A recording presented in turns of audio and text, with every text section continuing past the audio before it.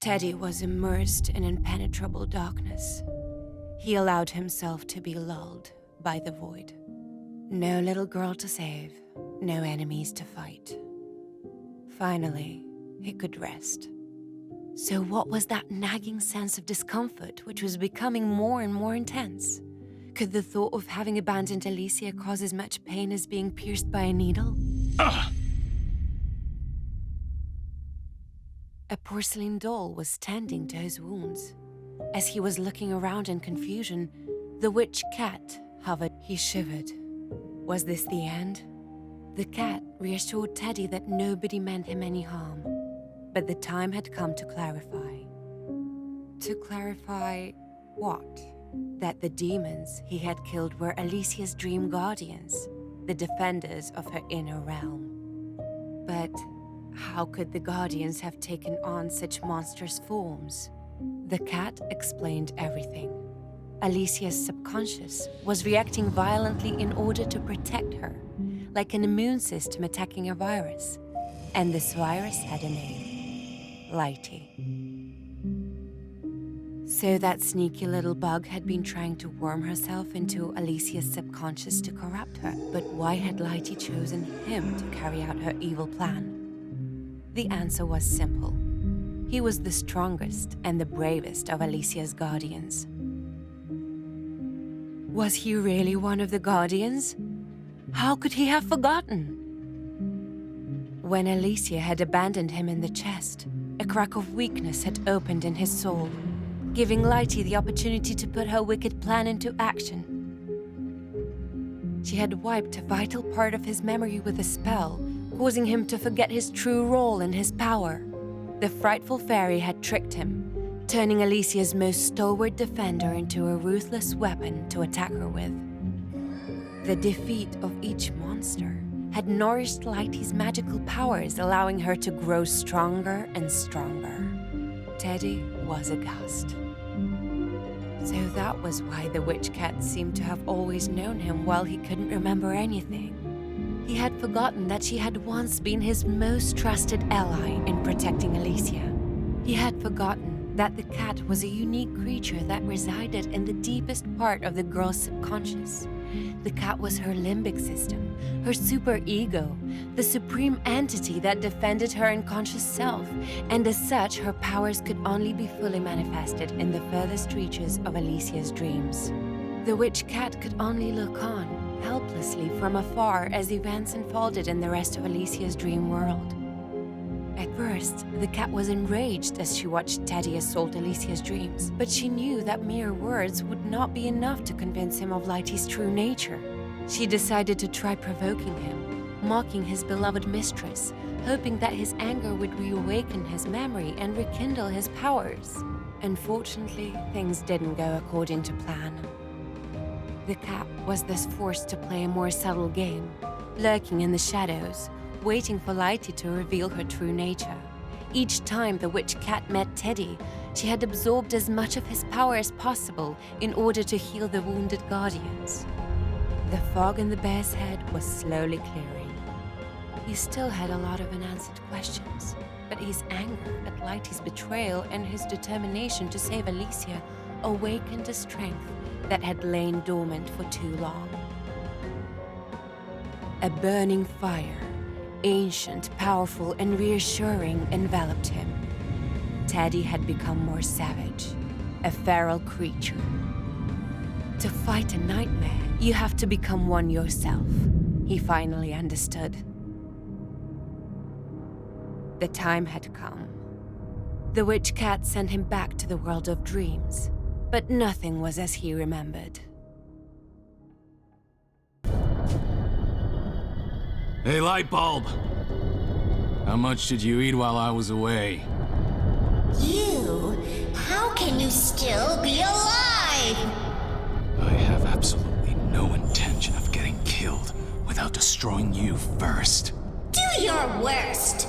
I am now a goddess in this world.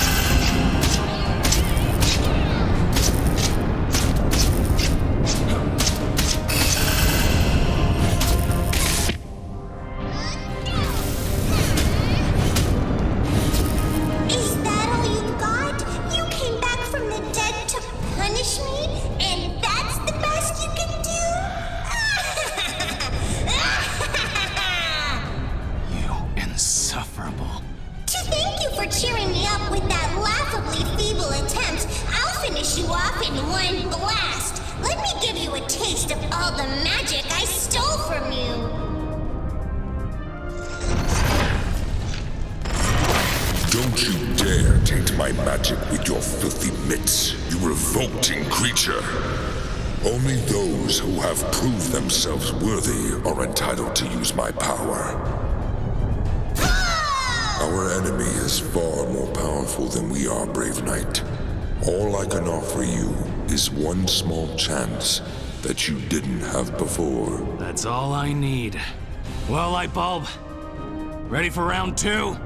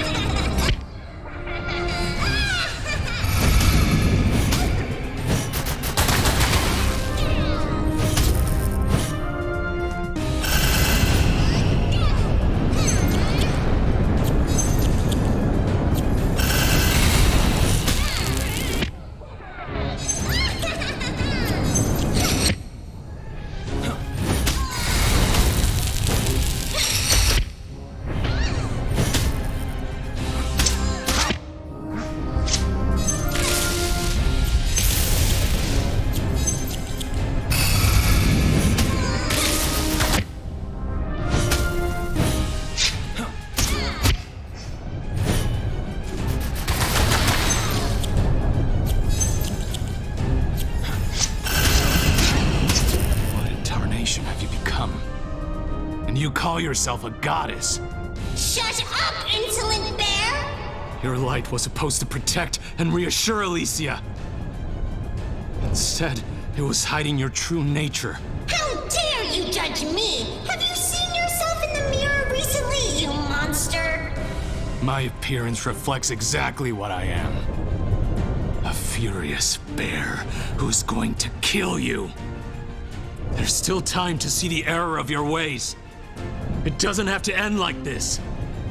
No, Bear. This is exactly how it's supposed to end. We dedicated our existence to protecting Alicia in her sleep, only to be abandoned. Only one of us gets to decide how this story ends. I get where you're coming from. We're both old, worn, and tired.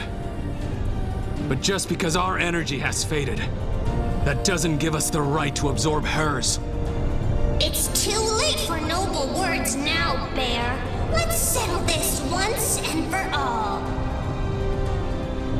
This isn't the ending I wanted. But I'm not going to back down now. Bring it on, Lightbulb!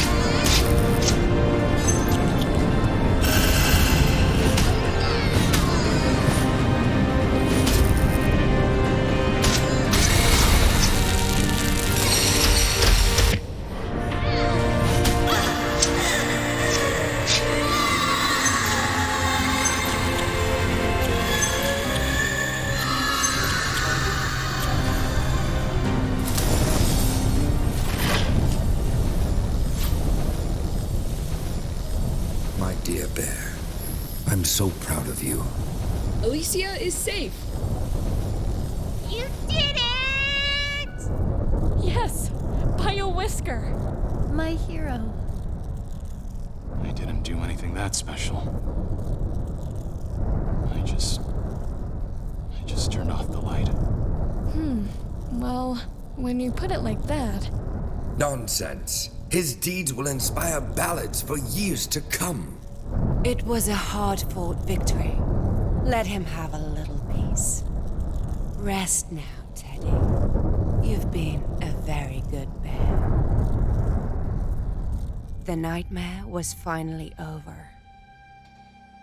Alicia, illuminated by a ray of morning sunshine, opened her eyes. Her parents were there, staring at her in disbelief for a long moment. Before taking her and holding her in a warm embrace. Who knows what challenges lay ahead for the little family? But for one magical moment at least, they all lived happily ever after.